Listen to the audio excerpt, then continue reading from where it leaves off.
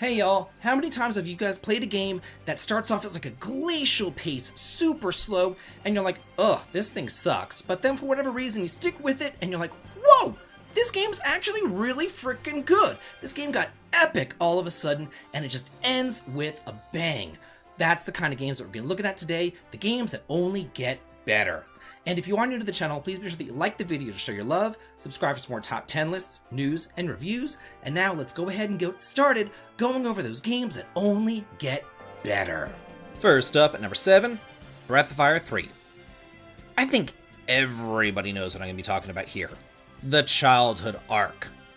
Yeah, Tipo and Ray are kinda cool, but that doesn't change the fact that controlling little baby Ryu isn't exactly the most fun portion of the game. You have to deal with the whole McNeil Manor thing, and honestly, all the leveling up and everything else that you do here doesn't really amount to much of anything, because Tipo and Ray aren't staying with you for the long haul, so it all just kind of feels pointless. I mean, Ray's smoking hot abs can't carry the entire beginning of the game all on their own.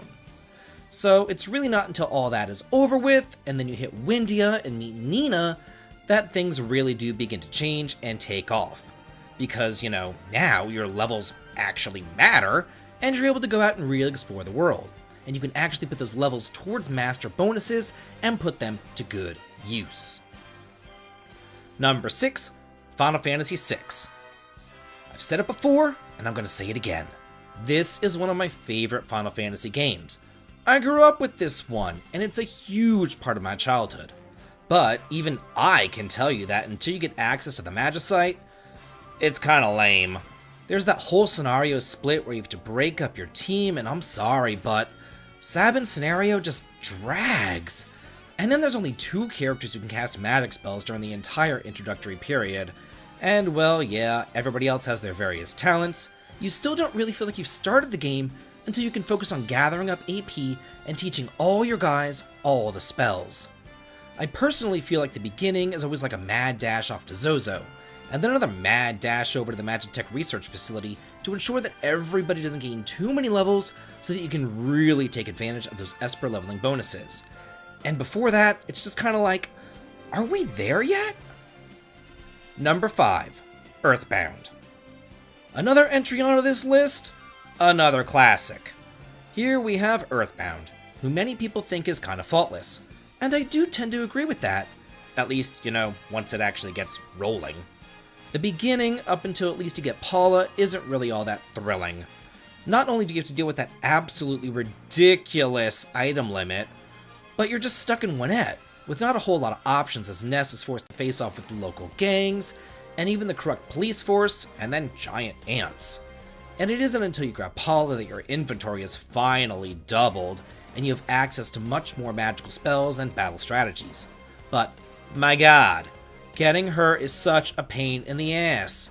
You probably have to go through arguably the worst dungeon in the entire game, the Peaceful Rest Valley, which is just chock full of enemies that will confuse you with mushrooms growing into your head, exploding trees that can one-shot you if you're not fast enough, and pain in the ass UFOs. Then, to top it all off, you have to deal with Car Painter over in Happy Happy Village. Let me just tell y'all, there ain't nothing happy about all this. Number 4, Grandia. This is easily one of the best RPGs ever released on the original PlayStation, featuring the adventures of best friends Justin and Sue as they both go off into a journey out into the unknown, exploring uncharted lands and growing up along the way. I absolutely adore the strategic turn-based battle system, the enchanting environments, the whimsical music, and especially all the character development. And while I do love Sue as much as the next guy, I've gotta say that the game really doesn't open up until you finally get on that boat and head across the sea to New Parm to explore the unknown lands, and more importantly, meet the love of Justin's life, the adventure of Fina. I guess to me here, it's really where it hits its stride, because instead of running around playing little kitty hero, searching for legendary equipment like, pot lids, and then doing other childish things, Justin is kind of forced to grow up as he goes off and gets his adventurous license, and he uncovers the mysteries of the Icarian civilization and even climbs to the end of the world. Number 3, Dragon Quest VII. It is really no secret that I love Dragon Quest. It is one of my favorite series of all time, and out of all of them, Dragon Quest VII is probably the best bang for your buck because it never ends. And that's a good thing though, because the game only gets better the longer that it goes on for. However, it really might well have the slowest start of any RPG on the face of the planet.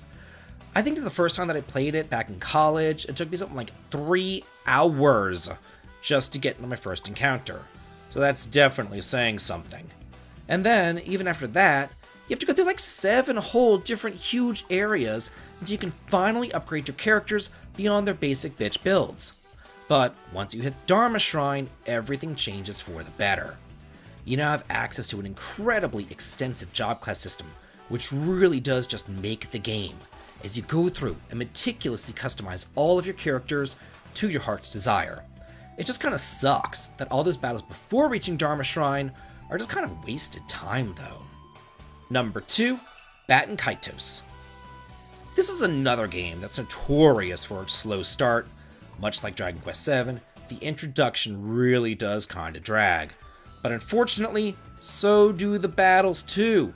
And that's because of the extremely limited amount of Magnus that you have, as well as the offensive and defensive phases. It just takes forever. And then don't get me started on that infiltration of Perkhad Mansion. That is beyond slow. Thankfully though, after that, you do get to travel onto new islands and meet new characters and get more party members, more Magnus, and more powers. This is really one of those games that's built upon the characters, their development, as well as their backstories. I especially love the music and art style, and I am consistently taken aback by just how beautiful everything is here. And as you go from island to island, the plot will slowly come together, culminating in one of the best plot twists I have ever seen in gaming. I am still blown away by how it caught me and the entire party completely off guard. So I've got to say, it does make the slow start completely worth it. And if you haven't played this yet, it does have a remaster over on the Switch now, where it does really allow you to fast forward through some of those slower battles and even turn off encounters, making that introduction not as painful as it used to be. And number 1, Dragon Quest IV. I personally cannot fault a game for trying something new. And this game was the very first RPG that ever introduced a chapter system. For those of you in the know, you know exactly what I'm going to be talking about here.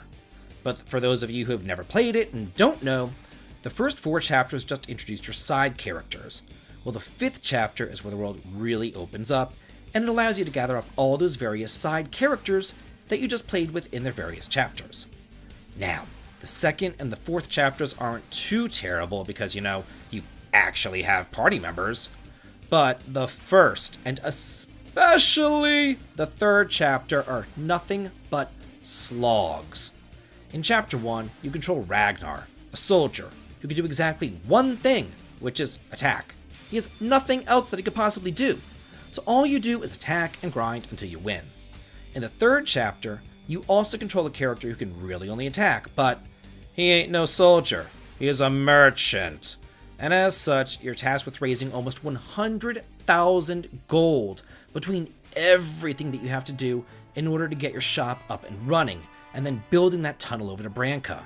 It is an endless slog of buying, selling, saving, and resting, especially on the NES console. I cannot tell you how many of my early childhood playthroughs died somewhere in the middle of Taloon's awful chapter. So that's it for the 7 JRPGs that only get better. What do you think about my picks? And what games might you pick instead? Let me know about what other games that you think begin with a trickle, but then go out with a bang. Let's all talk and chat about it because I'm always in the comments too. And if you like what I do here on the channel, please head on over to the Patreon sign up for early access to my videos, as well as behind the scenes photographs. The link to it is over in the video description. And as always, please like, comment, and subscribe, and have a good day.